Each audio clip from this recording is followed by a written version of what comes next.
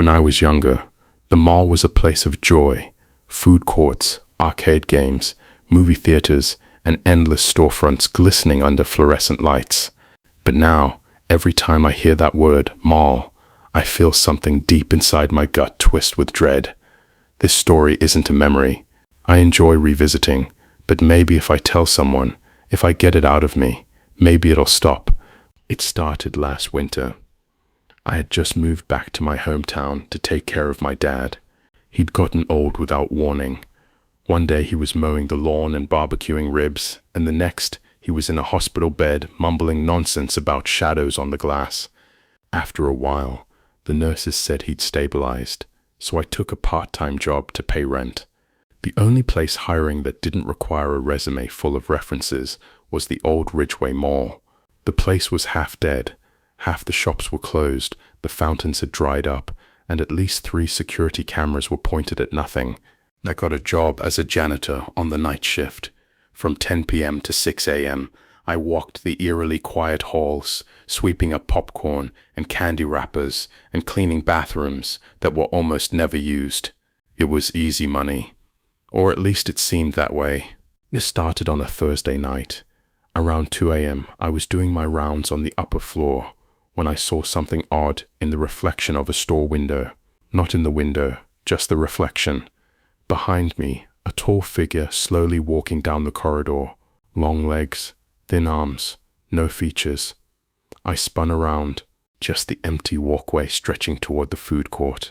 I stared for a while, heart pounding, then laughed to myself. "Too many horror movies, man," I whispered.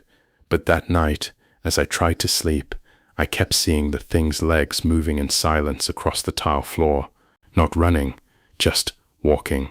A few nights later, I told Rick, the head of mall security, what I saw. Rick was in his 60s, used to be a cop, and had the kind of voice that made everything sound like a ghost story. "You seen the mall walker?" he said without missing a beat. Then he chuckled, but not in a lobbed funny kind of way. "I thought that was just some urban legend," I said. "You're joking, right?" Rick looked at me, dead serious. "You ever wonder why this place went downhill so fast?" I didn't answer. "Come on, let me show you something." He took me to the camera room. We had grainy security footage from every corridor. He queued up a clip from last week, 2:13 a.m. My shift. The camera showed me walking by the fountain. Then, 5 seconds later, it glitched. Static. And when the picture came back, I wasn't alone. There was something walking about 15 feet behind me, just as tall as I remembered. No face, just a head and shoulders, swaying like it had no spine. I froze. "Is this edited?" Rick shook his head. "I stopped questioning this stuff years ago." Rick gave me a list of rules. He said he didn't write them. He found them in the locker of a janitor who quit a few years back. Nobody heard from the guy again. Here's what they said. Never look at the walker directly. If you hear footsteps, walk toward light, any light. If you see it in a reflection, turn away slowly, never speak its name. Do not stay in one place for more than 10 minutes between 2 and 3 a.m. If you reach the end of a hallway that shouldn't exist, walk backward until you hear the mall music again. I laughed nervously. "You believe this?" Rick didn't smile. "You will." That Saturday, Rick called in sick. I had the shift alone. The mall felt wrong, too quiet, the kind of silence that hums in your ears and presses against your chest. At 2:08 a.m., I heard footsteps, slow, deliberate, not mine. I bolted toward the vending machine in the food court, bright LED glow. Rule number 2.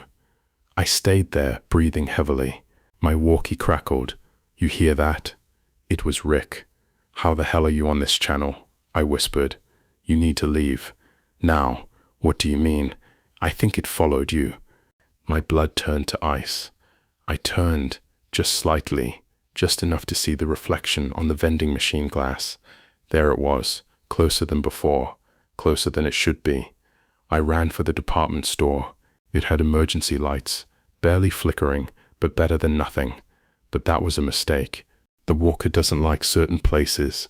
I didn't know then that mannequins attract it. I ducked behind a display. The mannequins were facing one direction when I entered. When I turned back, one had moved.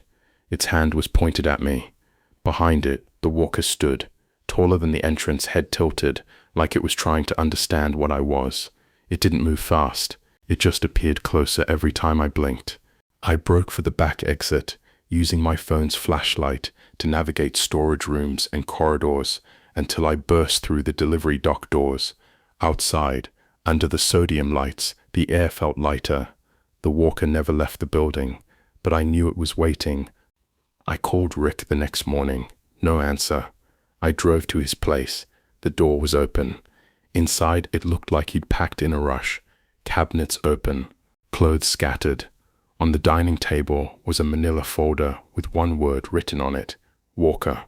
Inside were photos, blurry, old, black and white. They showed the Ridgeway Mall in its prime, but in the corner of every image there was a dark figure, always walking, always distant. Then I found an article from 1986, security guard missing after night shift, last seen on camera at 2:13 a.m. That night, I didn't go to work. I quit. I told myself I'd never step foot in that mall again. But some nights, just before 2 a.m., I hear the sound again, that steady click, click, click of shoes on tile, in my hallway, in my dreams, and in every mirror in my apartment. Maybe I broke a rule.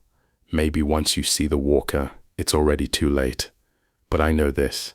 It's not just in the mall anymore, and it's still walking. Closer, every night,